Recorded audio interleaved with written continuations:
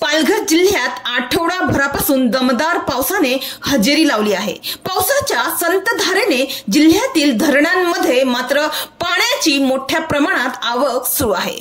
गेल्या 2 दिवसांपासून पालघर जिल्ह्यातील धरण क्षेत्रात पावसाचा जोर अधिकच वाढला आहे। धरणाच्या पाणलोट क्षेत्रात सुरू असलेल्या दमदार पावसामुळे वेगाने पाण्याची आवक सुरू आहे। त्यामुळे आज 6 जुलै रोजी रविवारी सकाळी सूर्या धरणाचे सर्व 5 दरवाजे 40 सेंटीमीटरने उघडण्यात आले आहे। सूर्या धरणातून 4061 क्युसेक पाण्याचा विसर्ग सुरू करण्यात आला आहे अशी माहिती मिळत आहे।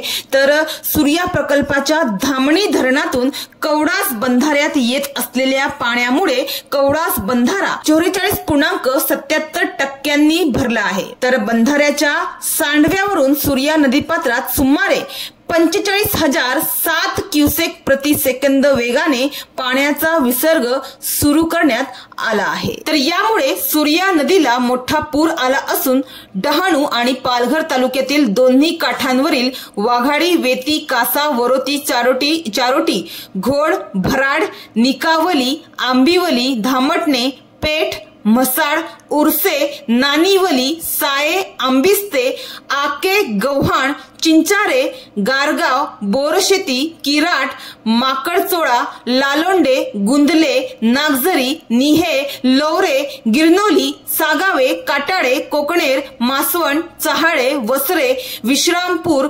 लालठाणे, तांदूळवाडी, पारगाव, नावजे, गिराडे या गावांना सतर्कतेचा इशारा जिल्हा प्रशासनाकडून देण्यात आला आहे। तर धरणाच्या पाणलोट क्षेत्रातील पावसाच्या स्थितीनुसार सूर्या नदीपात्रात करण्यात येणाऱ्या विसर्गामध्ये कमी अधिक प्रमाणात बदल करण्यात येणार आहे अशी माहिती पालघर पाटबंधारे विभागामार्फत देण्यात आली आहे।